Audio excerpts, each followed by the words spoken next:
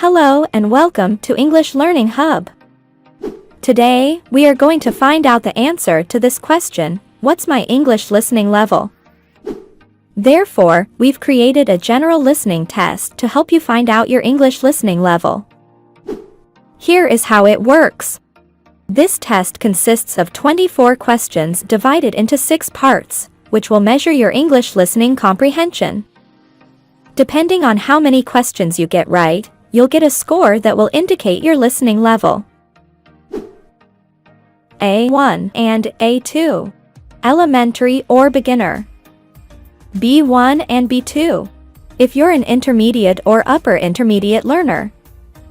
C1 if you're advanced. And C2 if you're a native or have mastery. Even if you're not an advanced English learner yet, we think you should go through the end of the test to improve your listening skills. Before we get started, grab a pen and paper or find a way to keep track of your score. If you don't do this, you won't know your listening level at the end of the video. When you're done, be sure to share your score in the comments below. Are you ready? Let's get started. Part 1. Listen to 4 conversations and answer the questions.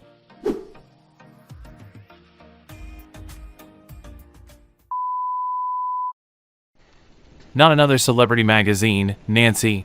Why do you buy them? I like reading about famous people. Have you ever met anyone famous, Tom? No, I don't think so.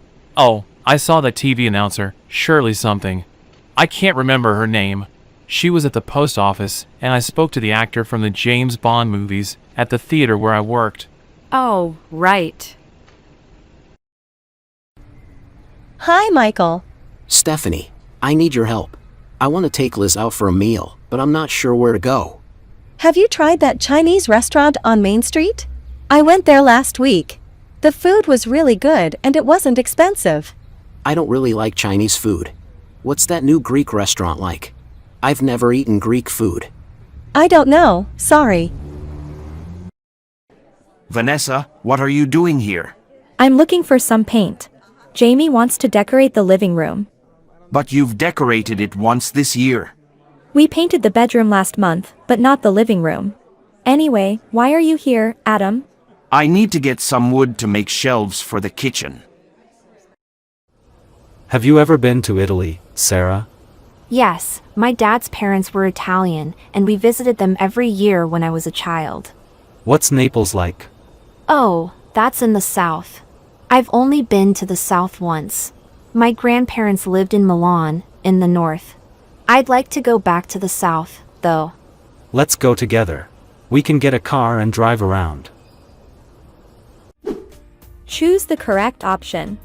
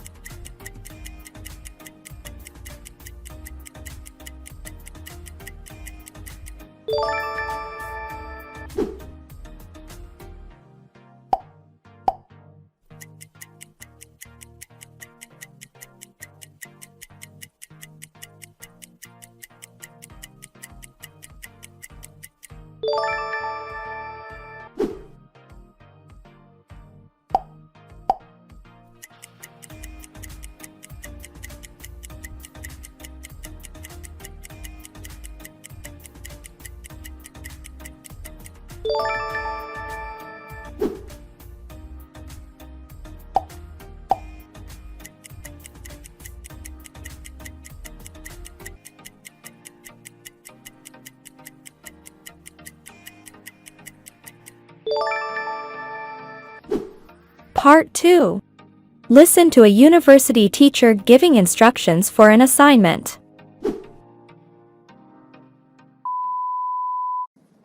I want to explain a few things about your essay. First of all, the deadline. The deadline for this essay is September the 17th. Not the 18th, not the 27th, not 2 days later because your dog was ill or your computer broke, the 17th. If it's late, I won't mark it. I won't even read it. You'll fail the assignment. So, please hand it in on time. You can even hand it in early if you like. You can email me the essays at s.hamilton@yahoo.com. I'll reply to say I've got it. If I don't reply within a day, it might mean I didn't get it, so please email me again to make sure. You can also bring a paper copy of the essay to my office, but let's be kind to the trees, okay? Email is better for the trees and for me.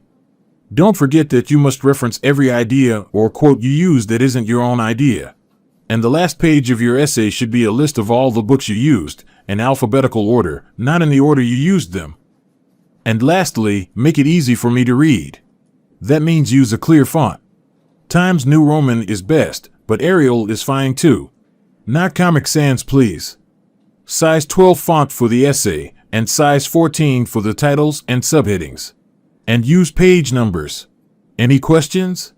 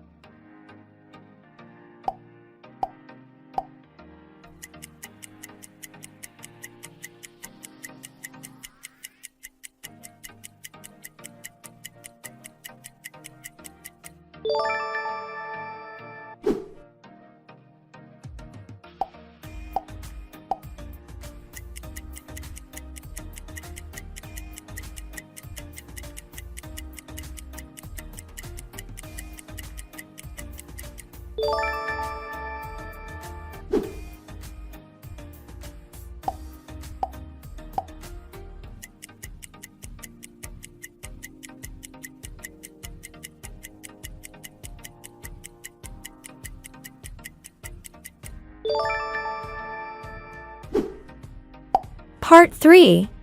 Listen to a conversation and answer the questions.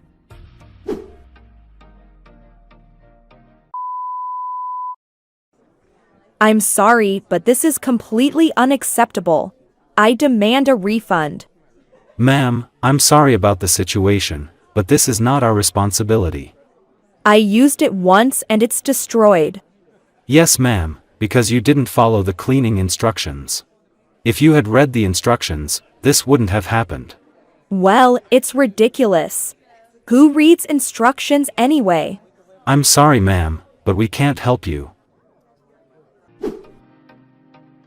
Choose the correct option.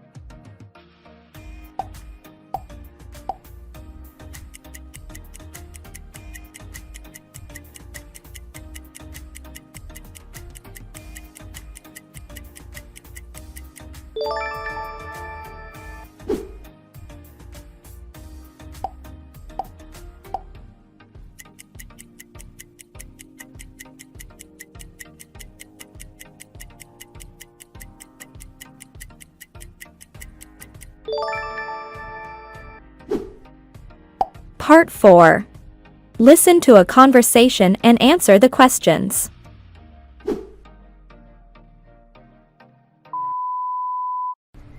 Do you think Alex could have forgotten? He can't have, can he? Look, I'm sure he'll be here. Have you tried calling him? Yes, of course, but I can't get through. What does it say? Just unavailable or something. What are we going to do? I know I should have reminded him. He's so ditzy. It's just like him to do something like this. Let's not jump to conclusions. I'll try him from the landline. Choose the correct option.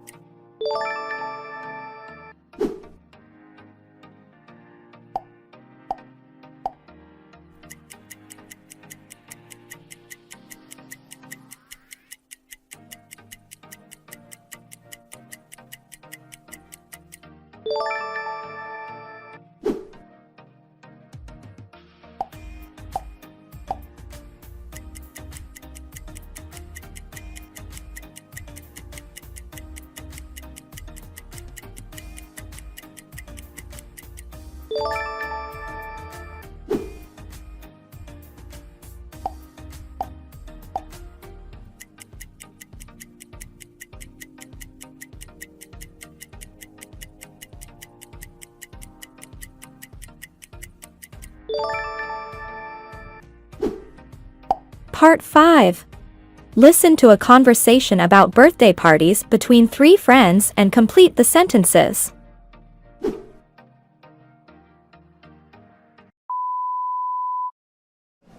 The Big 4-0, Jessica.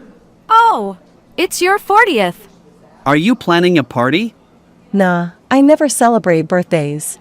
I don't see why this one should be any different. Why not? First, you know me, I can't be bothered with the hassle. It's my birthday, but I'm supposed to do all the hard work, contacting people, finding a venue, organizing food, worrying who will show up. No, thanks. Ah, someone's angling for a surprise party, Amanda? Mark, stop. Even worse. Having to pretend to be delighted 50 people just sprang up in your living room when you thought you were coming home to put your feet up. Probably having a heart attack at the shock. Note to self, never to organize you a surprise party. Okay then. You've got to do something though, Jessica. It's your 40th. Why?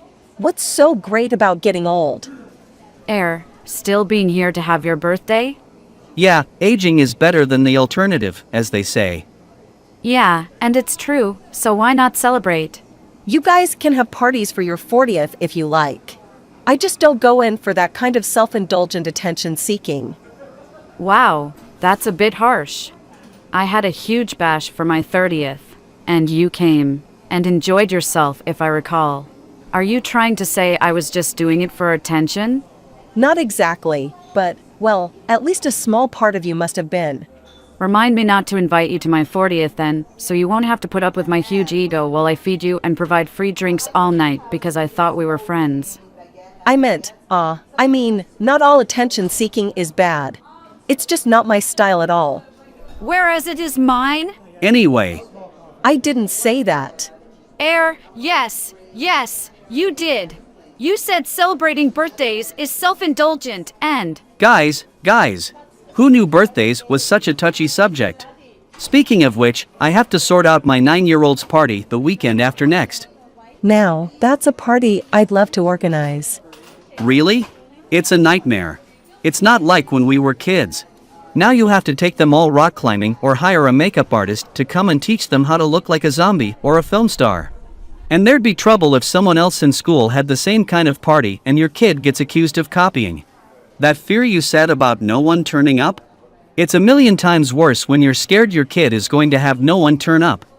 Is there that much pressure? Yeah, it's crazy. Last year, I got it right with a cinema trip. Simple, but always a winner. But we can't do the same thing again apparently. It says it in my official laws for 9-year-olds book.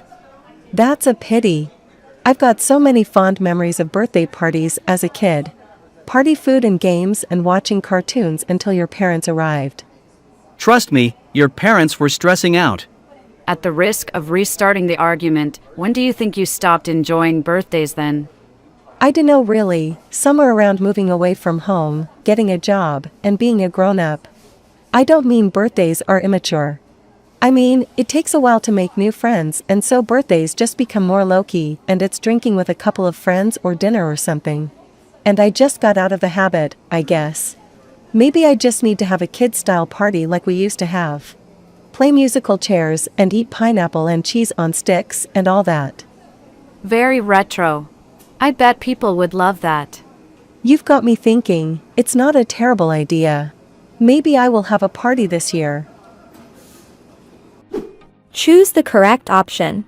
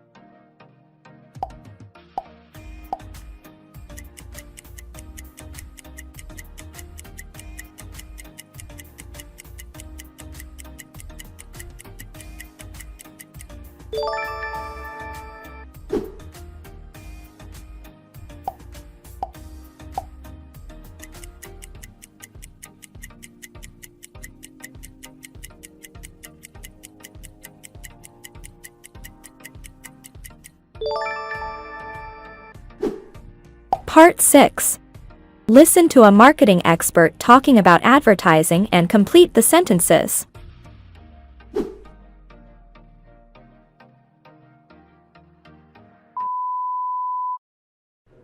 Well, I'm delighted to say that for today's business block, our marketing expert Melissa has joined us here in the studio. Thanks for coming in, Melissa. It's a real pleasure.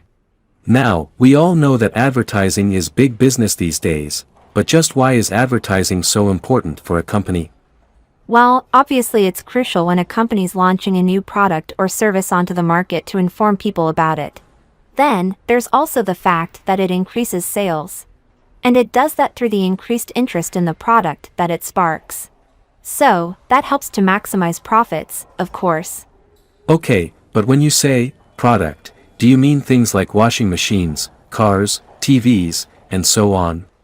Oh no, it could be a service that we're talking about, but the same rules apply, really. You know, insurance, banking, healthcare, education, and of course there are also events like festivals or exhibitions. The word needs to get out there, otherwise nobody will go for that service. Interesting. So how easy or difficult is it to come up with a really effective ad? I'd say it's not easy at all, actually. The way I see it, advertising is a mixture of art, science, and a profession.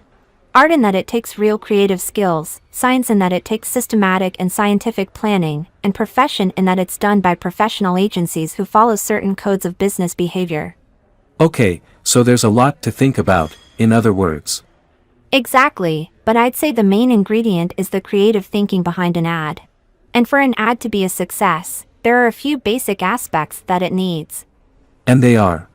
Well, the ad has to be innovative, not some kind of copy or something that's gone before. It has to be imaginative, of course, and it has to have an appeal to the public. These things make an ad go viral, become really popular really quickly. I see. Finally, as we're nearly out of time, what can you tell us about the importance of targeting in advertising? Well, advertising is target-oriented in nature. That simply means targeting somebody's attention to one specific thing at any one time. And in the context of advertising, it means focusing on only a specific group or class of consumers. You often see it with cars, for example, where a luxury car maker designs and targets its premium cars to suit the comforts, needs, expectations, and demands of a rich elite class of customer. Advertising is effective only if it is focused or target-oriented. Right. Melissa, thanks so much for talking to us here today. That was very informative. No problem. See you for the next business block. Choose the correct option.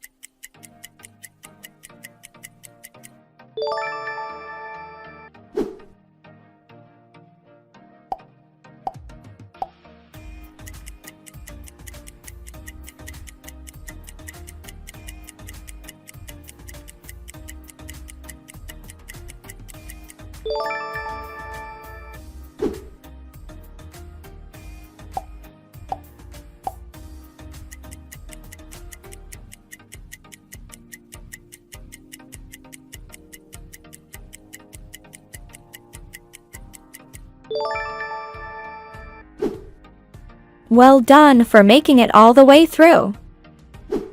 As mentioned at the beginning of this video, depending on the number of correct answers you got, your listening comprehension can be partially described. If you got anything from 1 to 5 answers correct, your level is A1. Your level is most likely A2 if you got between 6 to 10 answers correct. With 11 to 15 correct answers, your level is B1. With 16 to 19 correct answers, your level is B2. With 20 to 22 correct answers, your level is C1. If you got 23 or 24 answers right, your level is C2. Keep in mind that we have only tested your listening comprehension, and this test doesn't define your overall English level. Don't forget to write down your score in the comments below. We highly recommend you to take our listening tests designed for all levels to improve your listening skills. If you're new here, be sure to subscribe because more valuable content is on the way. See you in the next videos.